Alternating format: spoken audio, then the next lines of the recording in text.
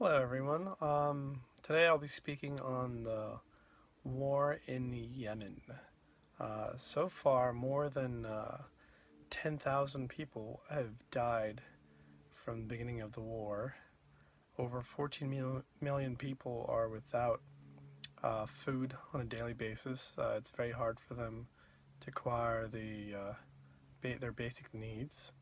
And over 3 million people have been displaced due to the fact of the conflict that has been going on. People are have been flooding into either Saudi Arabia or the African northeastern states. Yemen is located in the southern tip of the Middle East. It's below Saudi Arabia and shares a border with them. And to their southeast is Northeast Africa. Um, what the problem is that there has been an uprising with the current government and the President Haiti, who is backed by the Saudis and the U.S. And then we have to the north, we have the Houthis, which are insurgents, they're rebel forces that have risen up to overthrow the president. He was in exile in 2015 in Saudi Arabia, while the Houthis took control of the capital.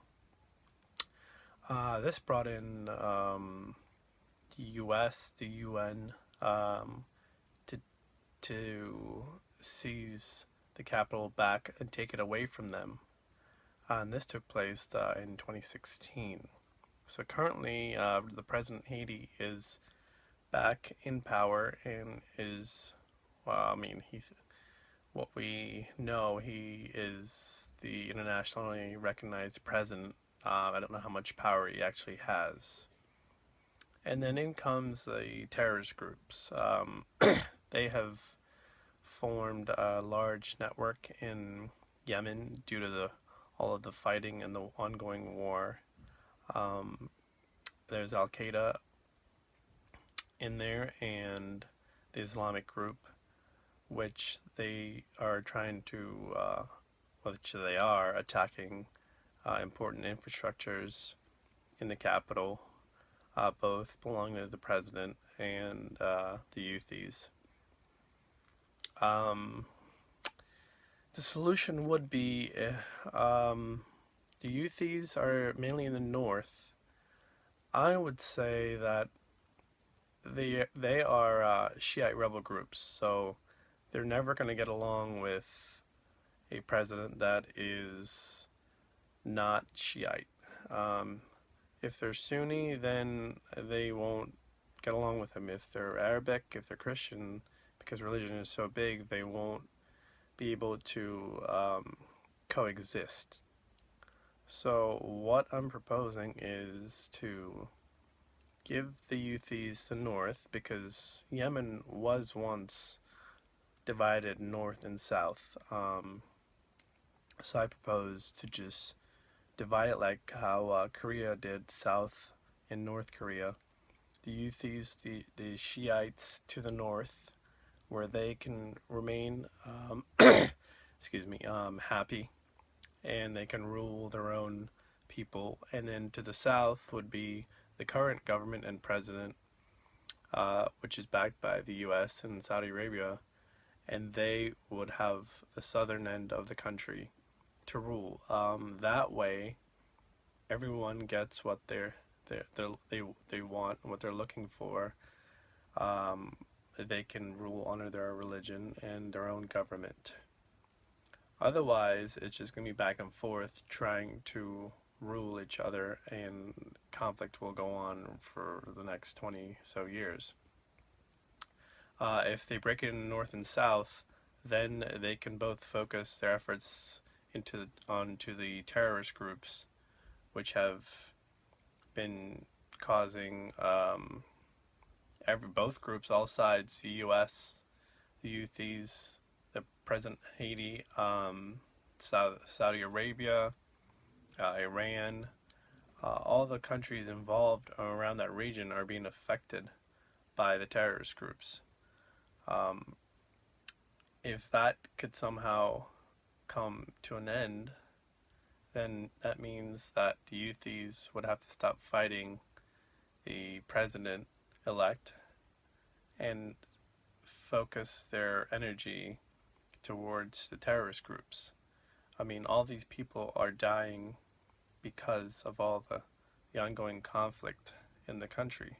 Um, what they need to know is that we are against all of the fighting and the terrorist groups, but at the same time, something needs to be done where they can come to a peace agreement and come to the table and decide whether that would be a good outcome for them. Because, like I said, in the Middle East, religion is so big and important to people that if you have Shiites running the country, then Sunnis, they'll never agree upon their politics or what's in favor for them. Another issue is the major import-export ports are towards the south, and this may cause another conflict because then the Houthis will say, oh well, we don't have access or we can't export import stuff through North Yemen. So they could work out a deal or treaty with South Yemen where goods, for instance, food, livestock, clothing, humanitarian supply would get to the north through the south. This is probably the major problem issue when there's a division.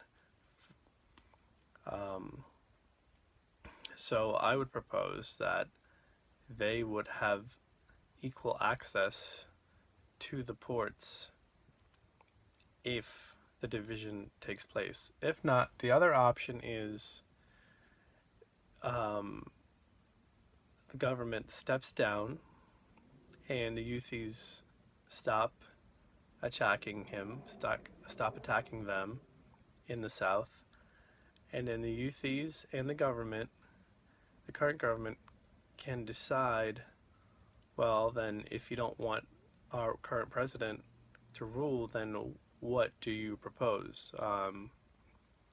Anything to stop the violence. So then the government steps down, the Houthis see that, they agree, they stop the violence, and then they can vote, they can take a vote amongst themselves on the different options that they would like to see happen or, moving forward in order to go back to a civilized living conditions. Because at the same time, you have Al Qaeda, even though those two parties will put down their arms, or would like to put down their arms, you have Al Qaeda still creating chaos and violence in the country. So a lot has to be worked out. And then the Saudis, they do not like the Houthis because they're in the north and they're along their border, and that's a threat to the south of Saudi Arabia.